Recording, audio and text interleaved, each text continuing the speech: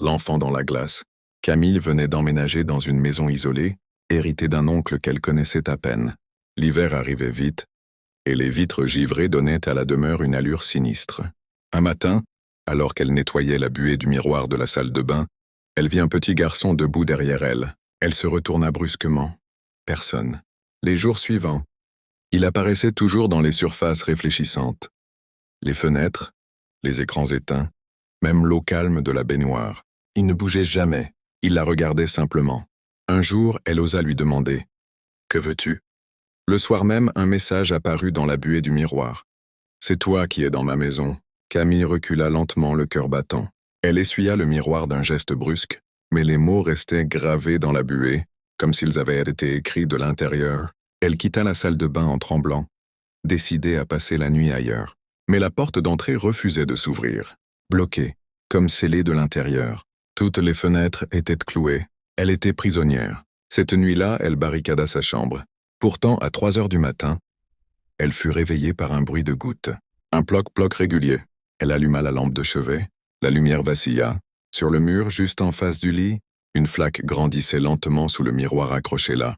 Et dans le miroir, le petit garçon n'était plus seul. Une silhouette adulte, mince, au sourire déchiré, se tenait derrière lui. Elle aussi la regardait. Un murmure monta alors du miroir.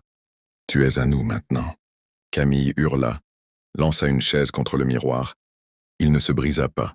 L'image de la silhouette souriante resta figée dans le verre, bien plus nette qu'elle ne devrait l'être, comme si elle ne reflétait pas la chambre, mais une autre pièce. Le garçon leva doucement la main et pointa quelque chose derrière elle. Camille tourna lentement la tête. La porte de sa chambre, pourtant verrouillée, était grande ouverte. Dans le couloir, une lumière clignotante émettait un grésillement inquiétant. Et là, debout dans l'ombre, se tenait la silhouette. Pas dans le miroir cette fois, dans sa réalité. Elle recula jusqu'au lit, mais la chose entra lentement, sans bruit.